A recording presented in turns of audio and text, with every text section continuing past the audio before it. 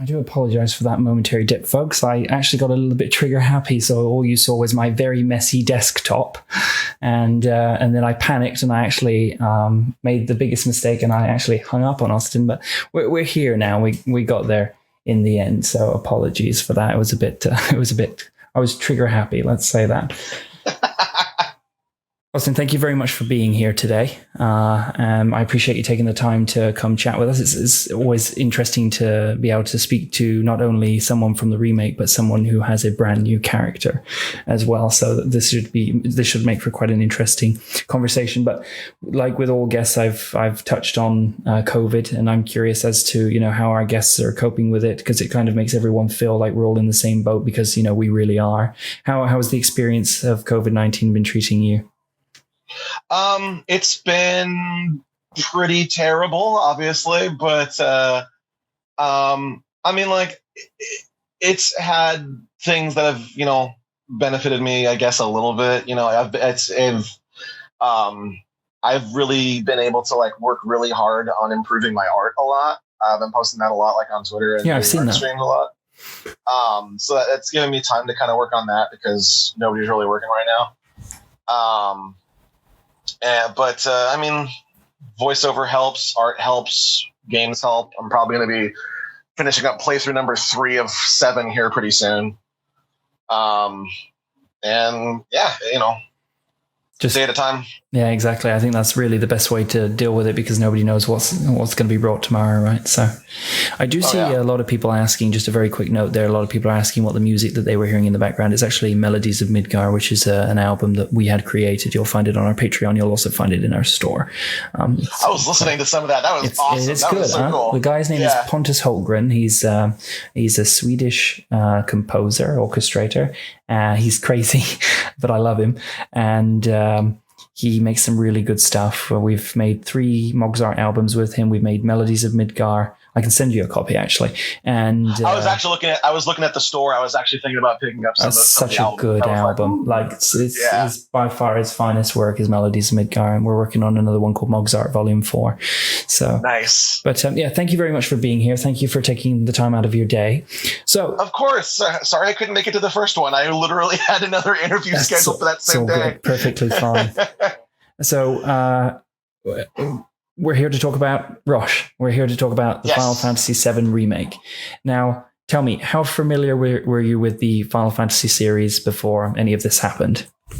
I was familiar with the series, pretty not like you knew the brand casually. Like, it was one of those things. Like, I grew up with the compilation of Final Fantasy VII. Right. I grew up specifically with watching friends play Crisis Core. I had seen Advent Children like 100 times since it came out when I was in high school. Right. I actually I think the week before the game dropped, I watched it again, and I was like, it hit even harder because I know what happens now because I finally played the game and all that. I wasn't able to actually finally play a Final Fantasy game until literally the week that we started recording Roche. But then I played 7, I marathon 7, and then I marathon 15. Now I've played 7 Remake as well, and I've started 10, but I have not gotten very far. That's fair. So you was it an agent that brought the opportunity to you, or did you see a posting? It was an agent, right? It was my agent. I had actually literally just a couple weeks beforehand. Actually, no, I think it was literally I think I'd been with my agent for 2 weeks. Wow, and then I got an email saying hey, we want you to audition for this thing, and it was under a code name. I'm not going to say what the code name is in case they reuse it. But they used the code name for it. But I looked at it and I'm just like, wait a second. Soldier, Shinra, Avalanche. I'd have to be stupid not to put these pieces together. Yeah. And I was like, there's no way I'm going to book this. And then I had been kind of dealing with I'd been kind of bummed out because I'd been with my agent for I think a month. It had been 2 weeks and then it had been a whole month. And I booked like maybe one thing. And I was like, oh man, like, I feel like I'm really blowing it. Like I haven't been booking anything. I'm letting this agent down. And then like literally like as I'm like spiraling into depression, my agent calls and says, hey, so you're booked on its character's name is Roche. And I'm just like, oh, Roche? And she was like, yeah. And I'm like, oh, cool. And then I'm like trying to like hold it together. And then after she hangs up, I immediately start crying, and I fell onto my bed and started screaming, I am good enough. So it was a lot of fun, but yeah. So you have an opportunity to record for what can only be possibly described as one of the most iconic games of all time. Yeah. And a remake of this game couldn't come with any more pressure. Like literally, this game is way up there. Yeah, especially when you're playing a new character. Exactly. And that brings me to my next point. When the first trailers went up and you saw the reaction, or even before the reaction, how did you feel? Were you concerned? Because with all games, especially when you're remaking a game, if there are new additions, the hardcore fans will be like, oh my God, what are you doing? You're changing things. Yeah. Were you worried that the fans of the series would take it the wrong way? Yes and no. It was one of those things where like I saw a lot of people really didn't know what to think. A lot of people who already had their minds made up negatively, a lot of people who had their minds made up positively. But it was one of those things where I'm just like, you know what? Like, they won't know until it actually comes out, and then they can actually decide. Like there were a lot of people who were just like, oh, we don't really want any changes, and there were some who were just like, ooh, new soldier, okay, cool. So I think it's because when they showed the character for the first time, it was very limited, and really it was all about the bike. It was about you had the bike, and you had Cloud saying a soldier, and everyone's like, whoa, a soldier? Is this somebody from Crisis Core? And I'm just like, I want to tell you who it is. Yeah. The pressure wasn't really on until the game came out early in Australia. And there were people who were just like, man, I don't like Roche. And I was like, oh shit. What did I do? But then there were like a few people who were just like, oh yeah, no, Roche is cool. But like, it seemed like there were a lot of people who didn't like him. And then, but I don't think that's to do with you. I don't think that's anything to do with you. I think it's all to do with, you're taking a game that's so heavily loved. As soon as they start to, I don't want to spoil the remake for anyone, but it is quite different from the original. Oh yeah. But it had turned out that it was just like, like a few of the people who'd gotten it early who just happened to have the negative opinion. I found that it seems like a lot of people seem to really, really like him. Yeah. I've seen you've had a lot of fan art. I see you get a lot of tweets from people. So the feedback. Oh yeah. I got to look at this real quick. I can see I have now 251 pieces of fan art in my fan art folder of just Roche. Right. Yeah. It's impressive. I'm just like, ugh. Now tell me, so cool. I got to ask, has all the fan art stayed above board? Because above the board. Stayed as in, is it all been family friendly, or has a lot of the? I've seen quite a bit. It's not. It's very R-rated. I bet you have. But it's one of those things. Like I was kind of expecting that, only because Roche is. Let's face it. Roche is hot. Yeah, he's got that. He's got that. What's it? He's got that. The pompadour mullet. What's the brand of shower gel with the guy? Swagger. No, I can't think what it is. It comes in a red bottle. Old Spice. He's kind of got that really real manly man to him, right? He uses Old Spice. He has that look to him. So yeah, he's definitely a babe magnet kind of thing. So. Well, and also like everything around him and Cloud is just like ship fodder. Yeah. Like absolutely 110% ship fodder. So I wasn't surprised at all. Yeah, I bet. So you have this journey and you get all this feedback, and then the tweet goes out and says, you are responsible. Your name is connected to the character. How was that moment? You know, obviously you were blown away when you found out that you had the role. What was it like when it became public? A little scary. Cause like all of us, like it was, I wasn't sure entirely what to expect. I expected maybe like I'll get like a couple new followers or whatever, but I didn't expect like, like a big flood. It actually was like at the point where it was like overwhelming and I had to like take like a whole day off of Twitter because I'm just like, okay, I'm scared. Cause it was even with the overwhelmingly positive reception, it was like, okay, there's this many eyes on me. I don't know what to do. I've never dealt with this before. What do I do? Overload.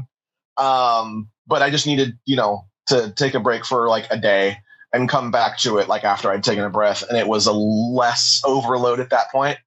I think a lot of the negativity that comes with a character when you have negativity it's the same with anything when you're negative towards something. It's usually there wasn't any negativity though. It was positive. There wasn't any when it, like directed at me. There was no negativity that was ever directed at me. Oh, that's good.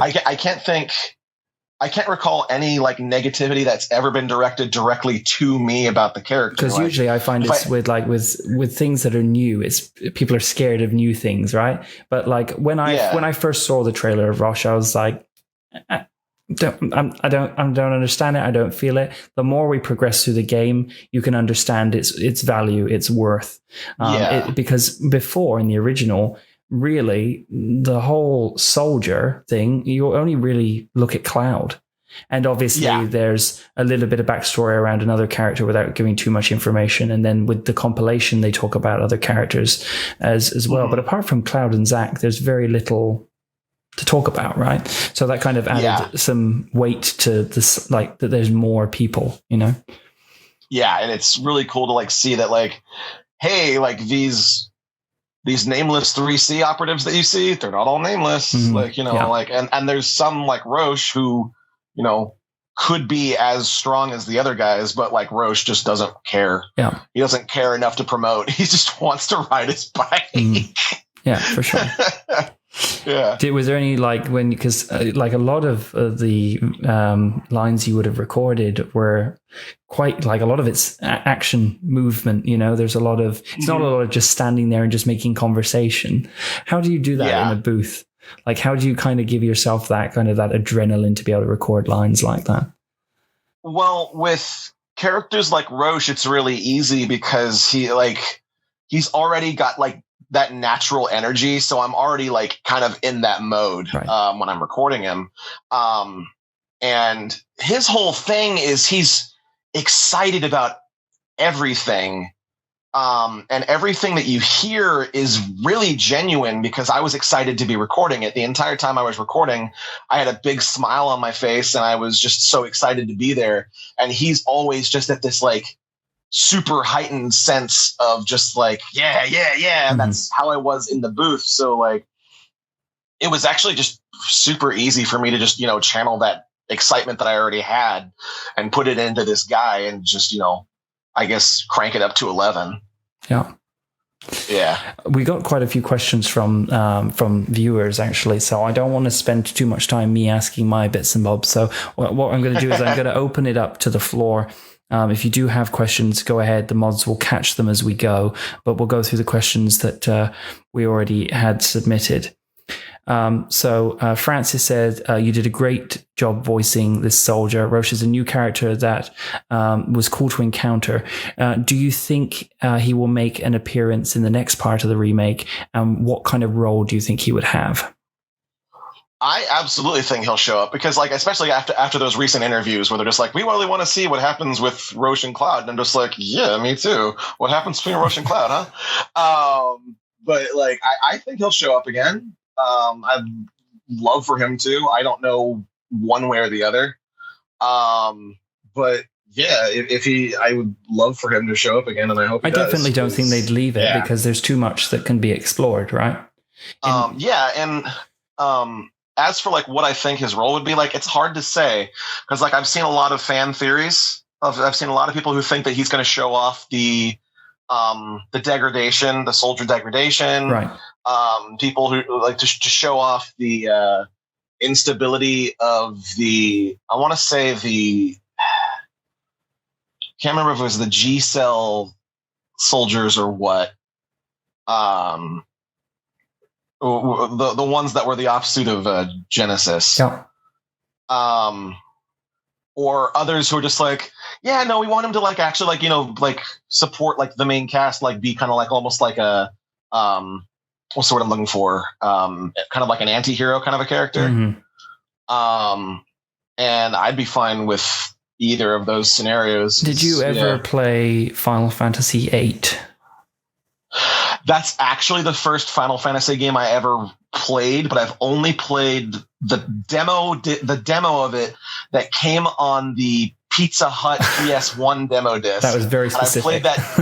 I've played that demo. It's the when you're it's playing in Dole, isn't it? I think. I feel like you're like on the beach. You're like storming the beach, and it's up to the point where you fight the crab robot. Right, yeah.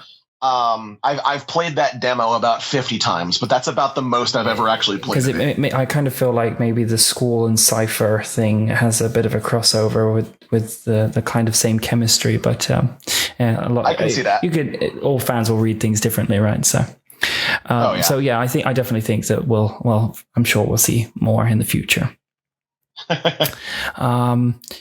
Tabitha said you obviously had a blast voicing. Was there any inspiration behind the character on the voice? There was obviously the Japanese Kenta Miyake, like that, his voice form really influenced it already. Like they said they wanted that, but not as deep. Because he plays him way down here. And then they just said maybe just kind of go with your natural voice, but amped up a bit. And I kind of did that, but I also kind of put a bit of a different kind of flamboyance on him. I almost put that jovial. I've said that the voice is partially inspired by Oogie Boogie from The Night Before Christmas, especially with lines where he says I most certainly am, because that's straight up the I'm going to do the best I can from The Night Before Christmas. He definitely has a flamboyance about him, almost a little tight, like an ounce of campness, just to kind of create that kind of ounce of campness, just an ounce, no more, just a little ounce. Yeah, but I can totally see with that. I mean, with a haircut like that, you'd have to be a bit flamboyant, really, wouldn't you? Yeah, absolutely. Okay. What do you think Roche likes more, his bike, the thrill of the chase with Cloud, or exploding his co-workers? I gotta say, between those, that was a question from Jacqueline, by the way. I would have to say he probably likes the thrill of the chase with Cloud, because if you saw, Cloud damages his bike and he doesn't get super upset about that. Which I was he's quite just surprised at. He's just oh, all right, somebody who can actually keep up with me. Yeah. All right, I can groove with this fella. I think that's at this point, that's his whole gig. That's why he doesn't show up, I feel, at the end of the game during the highway chase. Everyone's I wanted Rose to show up and fight Cloud, and I'm missing the point a bit, because he doesn't show up to fight Cloud is because he wants Cloud to get out and live so that he can fight him again. Bit of a thrill chase. Yeah, he wouldn't want Cloud to to die and not have anybody to fight again. He knows Cloud's gonna get out. Why try and stop him? Why not just let him leave Midgar and then chase after him afterwards, so that you can have fun with him that way? That's fair. Yeah. Our next question. So we're going to go from... Oh, actually, here's a good one. This question's from John Bentley, the voice of Barrett. Hey, John. As a man with such eminence and incredible talent, what's your next project? Oh, and you're loved, right? I love you too, John. I love you too, John. Oh, gosh, my next project? Oh, man. Sending John a nice thank you message, I imagine, over your next project. That's very, very sweet.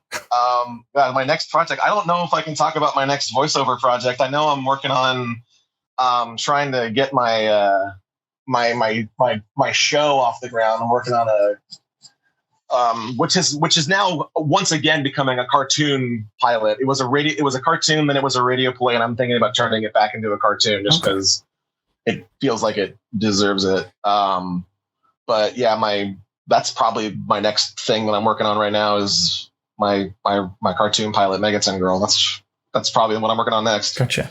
Got a couple other questions coming in here. If you had unlimited time and resources, who would you cosplay from Final Fantasy VII Remake? Would you go for yourself, or would you pick someone else? Well, I was looking at a Roche cosplay that I found. So there's already like pre-made ones. Yes, I found one that's somebody made one that I'm just like, ooh, it was like, I think it's like $160, so I'm gonna have to save up for it. But like, I would definitely do Roche.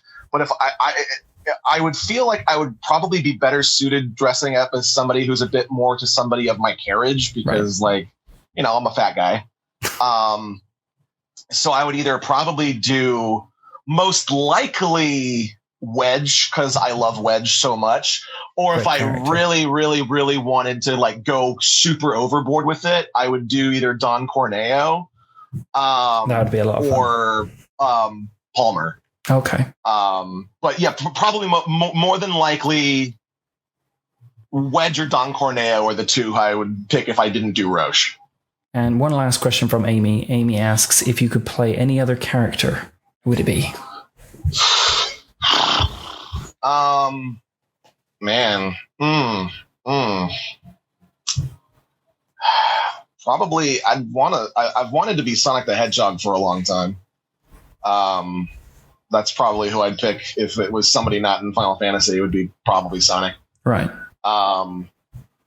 If it was somebody in Final Fantasy, I would probably say Cypher. Just because I think Cypher's so cool. Yeah. Well, I want to thank you for coming here and chatting with us today. Thank you for bringing a really fresh character to life. I know it can be very challenging, especially with a game so anticipated, and then for them to throw in this new character. You carried the character wonderfully, and I think that really what we would be most interested to see is what they do with the story and how they progress with the character. I'm certainly quite interested to see what they do with it, because I think that if they're going to add a character like that, then surely they're going to do more with it. So yeah, I think so too. I'm really looking forward to what they've got next. Awesome. Well, again, thank you very much for joining us. Folks, I will be right back in 1 second. And then we have a few closing remarks. So I'll be right back. Thanks. Cool. I'm going to go hang out with Robbie.